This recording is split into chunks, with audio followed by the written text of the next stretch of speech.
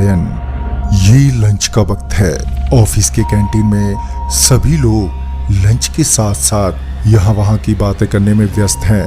तभी सुरभि तमतमाती हुई कैंटीन में दाखिल हुई और अपने दोस्तों के पास जाकर बैठ गई। अनु, जो सुरभि की सहेली है, उसने सुरभि का तमतमाया चेहरा देखकर पूछा, क्या हुआ मेरी झांसी की रानी, तुम इतने गुस्से में क्यों हो? इस पर सुरभि बोली, साले उस ठड़की मनीष ने तो आज हद ही पार कर दी। साला मेरे पीछे पीछे लेडीज टॉयलेट में घुसाया।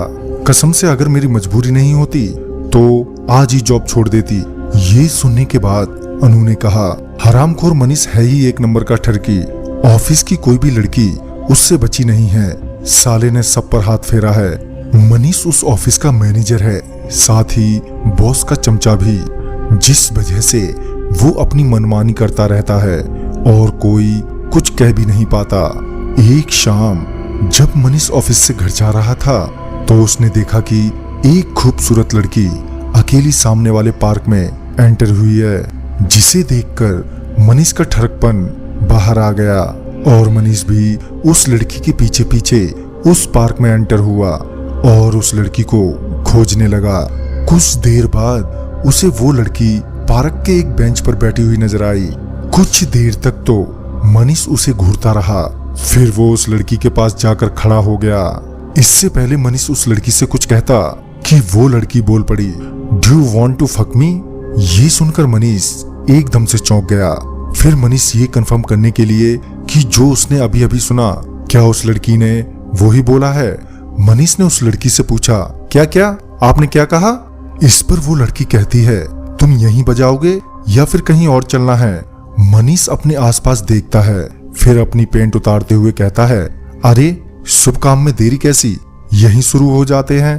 तभी वो लड़की मनीष से कहती है, सोच लो एक बार, क्योंकि शुरू तुम्हारी मर्जी से होगा लेकिन खत मेरी मर्जी से।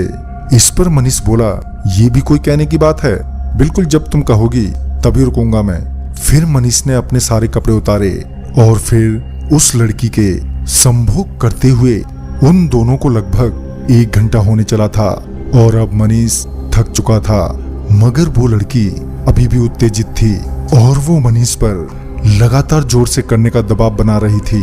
अगले ही कुछ मिनटों में मनीष बेहोश हो गया और जब उसकी आंख खुली तो वो वहीं पार्क के बेंच के पीछे पड़ा था।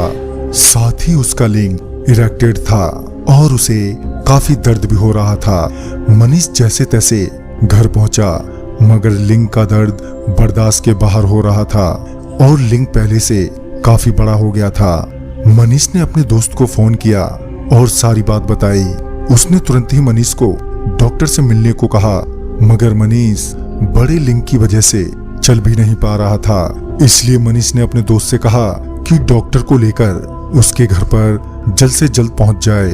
जब मनीष का दोस्त डॉक्टर को लेकर मनीष के घर पहुंचा तो उसने पाया कि वो बेहोश है और उसके चारों तरफ खून ही खून फैला हुआ है। जब डॉक्टर ने मनीष को ध्यान से देखा तो पाया कि उसका लिंग फट गया है, जिससे खून निकल रहा है। लंबे इलाज के बाद मनीष तो ठीक हो गया, मगर उसका लिंग नहीं। अब मनीष उस हादसे के बाद बिल्कुल ही बदल गया है और अब वो औरतों की इज्जत करता है। आखिर कौन थी वो लड़की जिसने मनीष को ऐसी सजा दी? खैर ये तो पता नहीं चला। हाँ, एक बात तो सच है कि बुरे काम का नतीजा बुरा ही